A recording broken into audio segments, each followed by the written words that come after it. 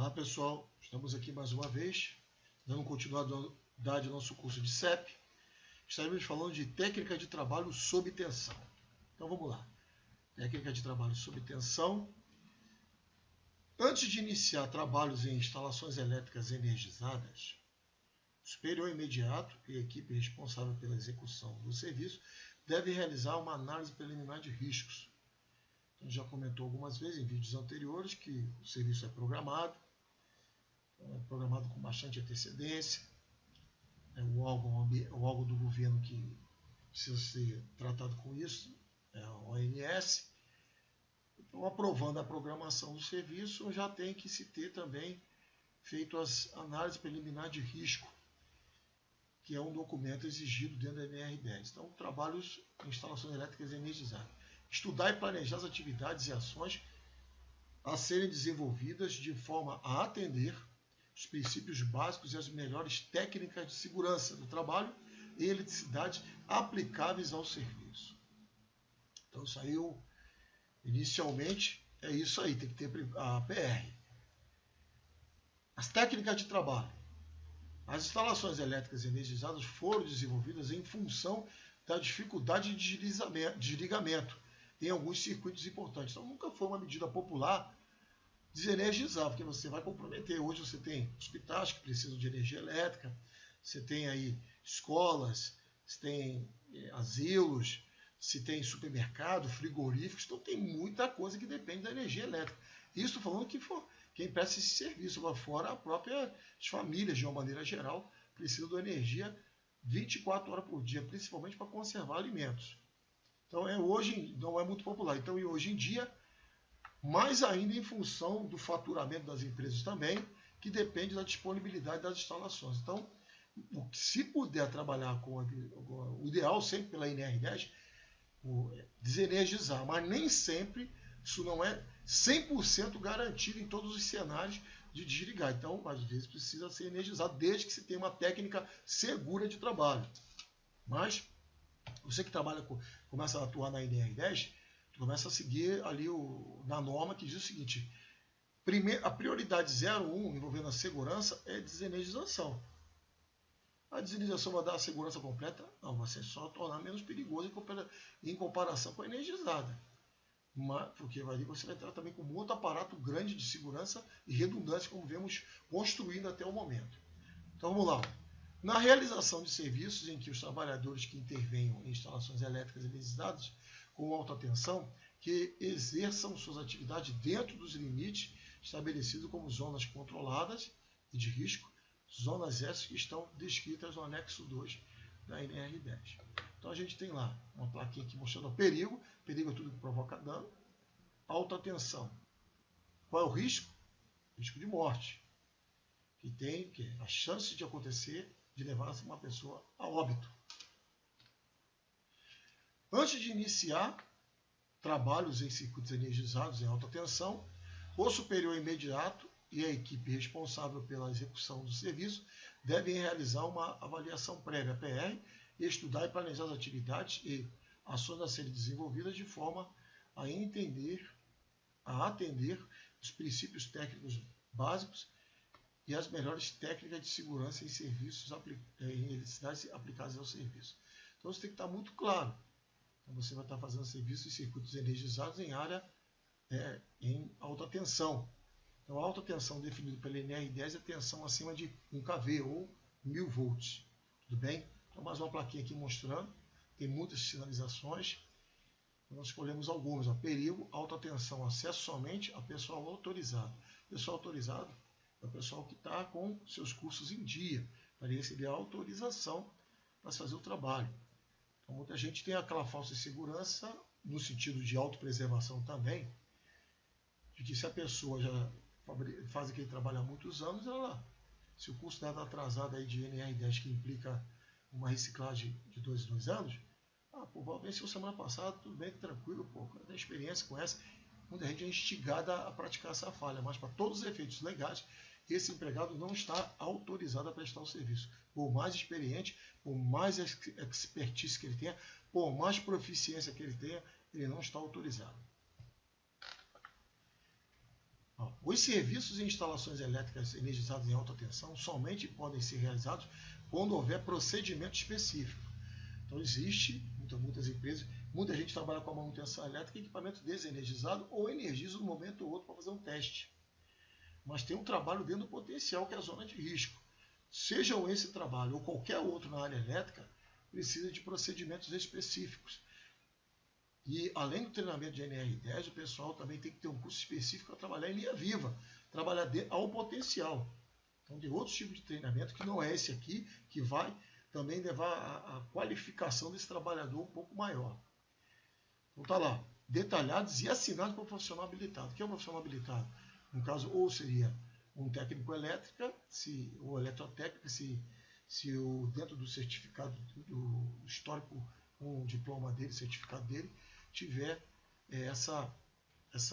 esse conhecimento. E por outro lado, ele tem que ser treinado pela empresa também a trabalhar dentro do potencial. Então ele é um profissional qualificado. Procedimento de perigo é sempre um profissional autorizado. E por sua vez ele tem que ser um indivíduo qualificado. Ou também tem engenharia elétrica, principalmente. A intervenção em instalações elétricas energizadas em alta tensão, dentro dos limites estabelecidos como zona de risco, tem um ponto energizado, a zona de risco é o que, em torno de pontos energizados, que está com influência eletromagnética. Então ali é trabalhar ali dentro, é dentro do potencial elétrico. E é uma condição energizada. Mediante a desativação, também conhecida como bloqueio, dos conjuntos de dispositivos de religamento automático do circuito, sistema ou equipamento. No caso, está dentro da zona de risco, precisa-se ter esse tipo de controle. Os equipamentos e dispositivos desativados devem ser sinalizados com identificação da condição de desativação. Então, na minha experiência elétrica, acompanhei muita atividade de operador de ir lá fazer uma manobra para liberar uma área e fazer as isolações. Então, ele tinha os cartões que ele utilizava para colocar os equipamentos. Mas além dos cartões dele, que é uma forma de sinalização, que estava dentro do procedimento desse local de operação, também se tinha um procedimento de sinalização de segurança que o homem de manutenção precisava executar. Então você vê, tudo para quê? Para estar isso obedecendo procedimentos de trabalho específicos. Instrumentação, os equipamentos e ferramentas. Então nós falamos de um procedimento administrativo, fazer manobra, fazer isolação, para liberar a área. Mas também tem que saber os equipamentos e as ferramentas e dispositivos. Então, os dispositivos isolantes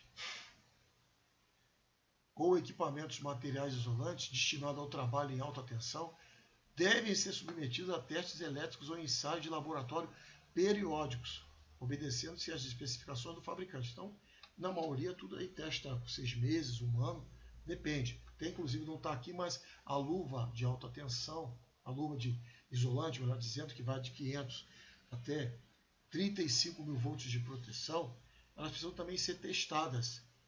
Precisam ser testadas conforme a orientação do fabricante e acondicionadas e armazenadas em local adequado. Até porque são luvas sensíveis e pode furar com facilidade.